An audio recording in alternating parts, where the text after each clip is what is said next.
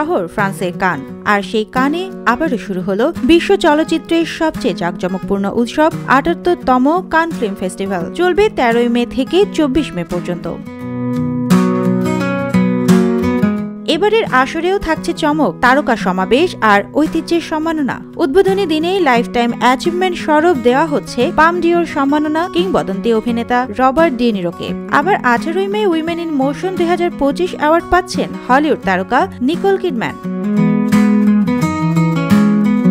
এবার কানের এক বিশেষ আকর্ষণ হচ্ছে টম ক্রুজের মিশন ইম্পসিবল ছবির স্পেশাল স্ক্রিনিং।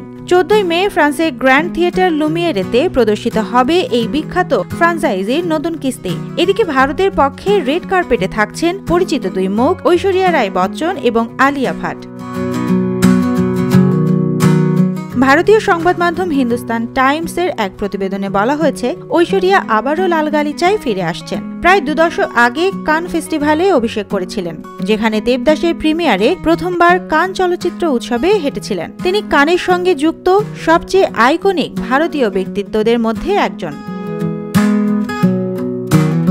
এদিকে আলিয়া ভাট এবার প্রথমবারের মতো কানের রেড কার্পেটে হাঁটবেন। তিনি অংশ নিচ্ছেন লরিয়াল প্যারিসের প্রতিনিধিত্বকারী হিসেবে।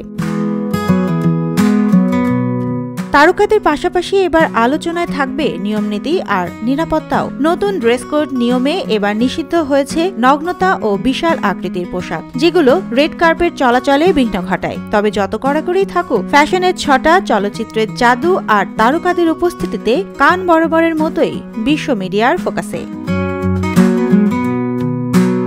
সুবর্ণা মেহজাবিন, দেশকাল নিউজ।